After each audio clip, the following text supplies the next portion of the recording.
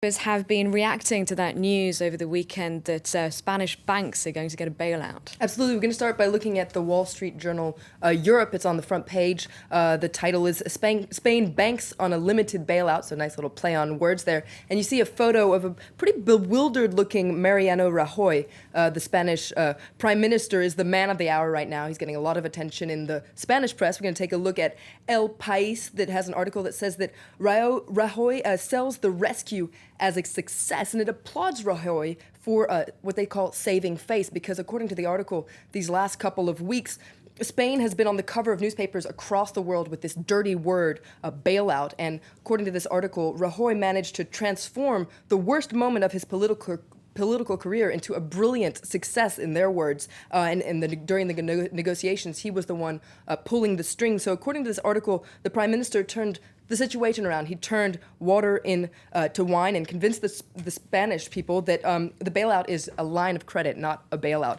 Now, El Mundo also applauds the Spanish Prime Minister. He gave a press conference yesterday, and right after that, he jetted to Poland to see the Spanish football team play against Italy.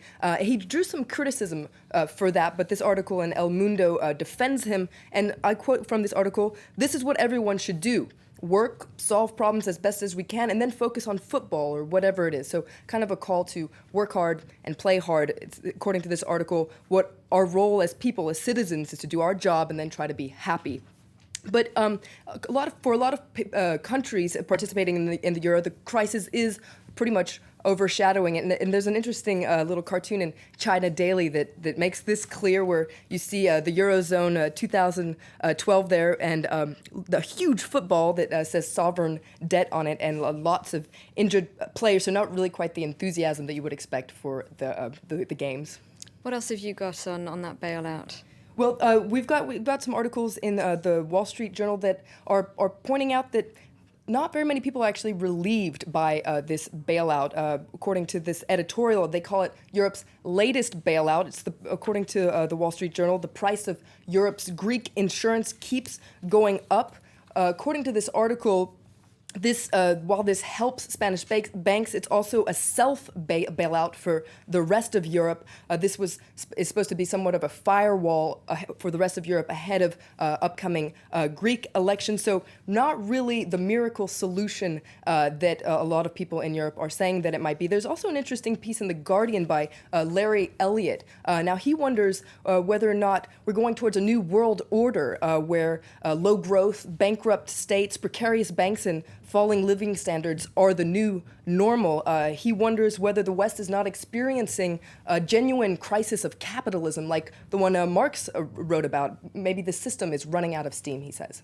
Now we're going to move on to a completely different story coming out of Kenya. There was a terrible helicopter crash in which the internal security minister and 5 other people died. Absolutely. We're going to take a look at Daily Nation, which is a paper in Kenya. They call it a terrible loss for Kenya. Now, George Saitoti was a prominent prominent politician, He was not only the internal security minister, he was also a former vice president. He'd said that he wanted to run in the presidential election. Absolutely. That's scheduled for 9 months' time. Now, Daily Nation says that Kenya is united in grief over this tragic accident. It's a time for soul-searching, for going towards more peaceful and mature politics, according to this article. It's also not a time for needless speculation and rumors, but for now, the cause of the crash is unknown, and according to an article in The Independent, it comes at a time when Kenya is on high alert for terrorist attacks. And in fact, last year, Saitoti pushed for Kenya to intervene in neighboring Somalia, and since then, there's been a spate of grenade attacks in Kenya. Authorities blame them on supporters of the Somali militant group Al-Shabaab, so they're wondering if there might not be a link to that. Okay, thank you very much, Florence, for running us through the international newspapers.